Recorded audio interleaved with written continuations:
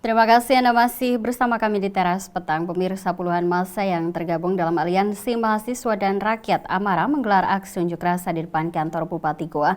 Mereka menuntut transparansi penggunaan alokasi dana desa atau ADD di sejumlah kecamatan di Kabupaten Goa. Sekelompok mahasiswa yang menyatakan diri mereka Aliansi Mahasiswa dan Rakyat atau Amara melakukan aksi unjuk rasa dan berorasi di depan kantor Bupati Goa. Mereka juga membentangkan sejumlah spanduk yang berisi tuntutan mereka. Selain berorasi, massa ini juga membakar ban di tengah jalan dan sempat memperlambat arus lalu lintas. Mereka menuntut pencopotan Camat Palangga dan Camat Sumbo Opu lantaran dinilai terlibat politik praktis. Selain itu, mereka juga menuntut transparansi penggunaan dana ADD di 9 desa di Kecamatan Palangga yang kini dipimpin Camat Kamsina sebagai pejabat pelaksana di Kecamatan Palangga.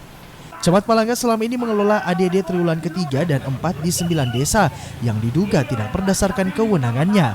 Pengunjuk rasa menyatakan harusnya pengelolaan dana dilakukan secara terbuka dan dilakukan oleh sekretaris desa sebagai pelaksana harian. Selain itu, mereka menuding adanya penyalahgunaan dana insentif pejabat desa di Palangga yang diisi oleh pelaksana tugas sejak tahun lalu sebesar 178,8 juta rupiah. Hal yang perlu kita ekspresikan, ini adalah hal-hal yang perlu kita tunjukkan kepada masyarakat Goa, bahwa di Goa kita yang dikatakan beradat, di Goa yang kita katakan berbudaya, ternyata ditengarai oleh orang-orang yang sebetulnya kita mampu percayakan kebijakan-kebijakan itu. Mahasiswa meminta pihak Kejaksaan Negeri Sungguh Minasa dan Polres Goa untuk mengusut tuntas kasus ini. Setelah menggelar aksi di depan kantor Bupati Goa, massa bergeser ke depan kantor DPRD Goa. Dari Kabupaten Goa, Alfian Sam, GoTV memberitakan.